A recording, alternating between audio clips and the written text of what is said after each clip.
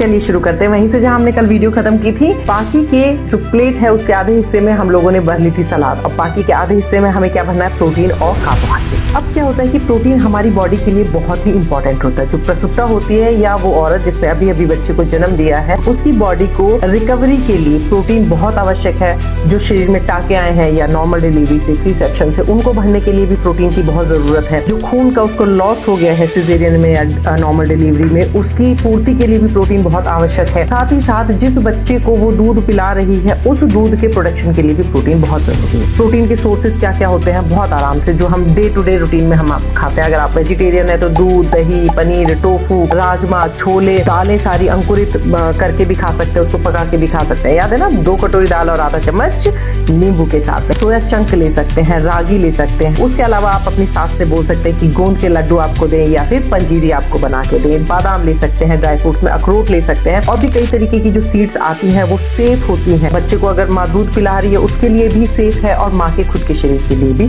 Safe है। तो ये सारी चीजों का आप सेवन कर सकते हैं प्रोटीन के लिए। ध्यान रखना है, बहुत इंपॉर्टेंट चीज है कि प्रोटीन हमें अपनी डाइट में ही इनकॉर्पोरेट करना है, अलग से उसके लिए नहीं जाना है। और अगर आप नॉन वेजिटेरियन सोर्स की तरफ जाते हैं तो जाहिर सी बात है, अंडा है, चिकन है, मछली है, इन सारे सोर्सेज का आप सेवन कर सकते हैं। प्रोटीन की वजह से शरीर में होने वाले चेंजेस नेक्स्ट एपिसोड में बात करेंगे।